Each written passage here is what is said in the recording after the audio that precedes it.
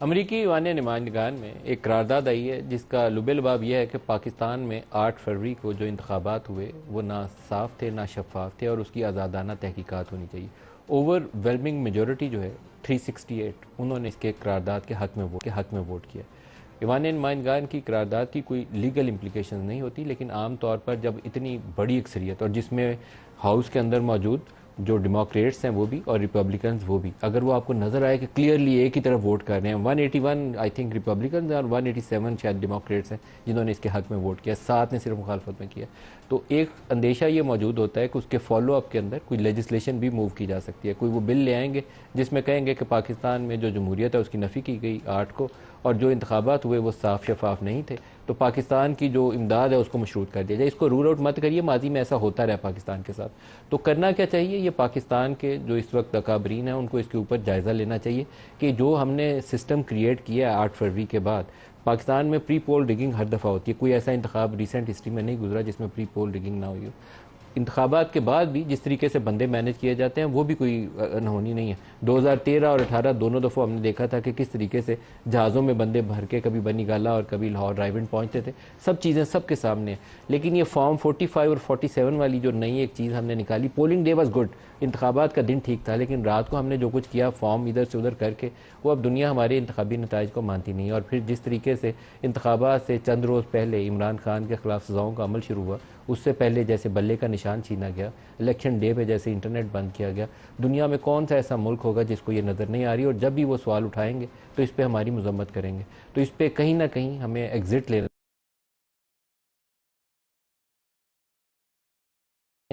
उसमें कमी आने के इम्कानात कम है। कल सुप्रीम कोर्ट के सामने मखसूस नशिस्तों का केस भी आएगा।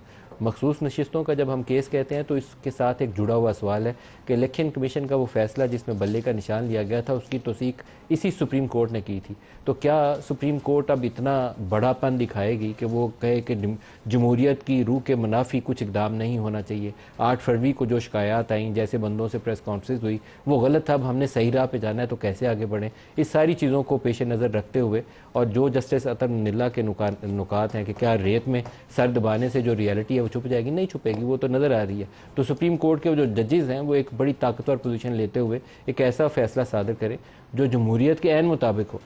मैं ये नहीं कह रहा कि किसी ख्वाहिशात के ऐन मुताबिक हो, जमहूरियत के ऐन मुताबिक हो, तो वो फैसला जो है वो आम तौर पर फिर शायद सियासत को मौजूदा सूरत हाल में बरकरार ना रख सके। पाकिस्तान में फिर पूरा एक पैराडाइम शिफ्ट आएगी इस मौजूदा अरेंजमेंट के अंदर, और क्या दिन लाएंगे वो मालूम नहीं है अभी कि वो क्या रुख इख्तियार करेगी सियासत। जो प्रोग्राम में आज हमारे साथ शुरका हैं, बिलाल अजहर कियानी साहब हैं PMLN से, फैसल वाडा साहब हैं सीनियर सियासतदान हैं, और जैन कुरैशी साहब हैं पाकिस्तान तहरीक इंसाफ से। आपको सबसे पहले वो जो एक स्टेटमेंट है वो मैं आपको सुनाना चाहूँगा जो अमरीकी ईवान नुमाइंदगान के अंदर जब ये बहस हुई तो एक वहाँ से रुकन ने जो बयान दिया वो आपको सुनाते हैं, दिखाइएगा जी। Our resolution also supports free and fair elections in Pakistan, elections that represent the will of the people of Pakistan.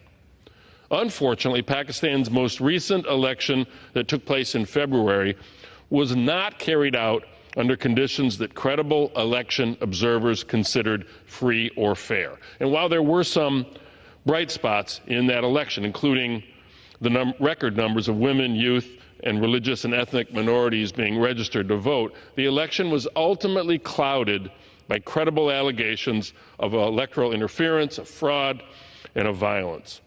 And that's why our resolution urges the full and independent investigations of these claims of interference or irregularities in Pakistan's February election. Full and independent investigation. Shahbaz Sharif साहब ने आज एक अच्छा काम किया, उन्होंने PTI वालों से बातचीत का जिक्र किया, हाउस के अंदर किया। उसके लिए अमली तौर पर इन्हें कुछ करना पड़ेगा। जैसे अज़्म इस्तेहकाम की लॉन्च है तो उसके अंदर अमीन गंडापुर बैठे हुए थे, लेकिन उसके बाद अगर पार्टियां खुश नहीं हैं, राज़ी नहीं हैं, उसके ऊपर इतराज़ात उठा रही हैं तो नैब से पहले जैसे एक मीटिंग हुई थी ऑल पार्टीज़, इसी तरीके से PTI और JUI की क़यादत को बुला के दोबारा एक इसके ऊपर ब्रेन स्टॉर्मिंग की जा सकती है। उसकी जो मुख्तलिफ जहतें हैं उसके ऊपर गौर किया जा सकता है, आपकी अस्करी क़यादत अंदर बैठ सकती है और एक कंसेंसस के साथ आप एक रोड मैप लेकर निकल सकते हैं जिसमें KPK के वो मखसूस इलाके जिसमें डेरा इस्माइल खान शामिल है, जिसमें अली अमीन गंडापुर जहाँ से मुंतखब होकर आए, वहाँ आपने क्या करना है या बाकी पाकिस्तान के साथ क्या करना है, एक ब्रॉडर पोलिटिकल कंसेंसस इवॉल्व करिए और फिर आगे बढ़िए।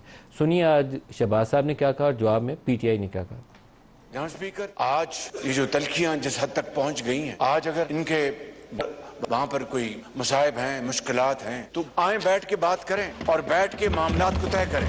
मैं यहाँ पर ऐलान करता हूँ कि हम नहीं चाहते कि इनके साथ कुछ तरह की ज्यादती हो जो हमारे साथ हुई। मुल्क को आगे लेके जाने के लिए, मुल्क की तरक्की और खुशहाली के लिए आए बैठे मिलकर, इसके अलावा कोई चाराकार नहीं। बात तब होगी जनाब स्पीकर जिस वक्त मेरा वजीर आजम इमरान खान साहब बाहर आएंगे। बात तब होगी जिस वक्त मेरे 180 सीट के मेंबरान बाहर आएंगे।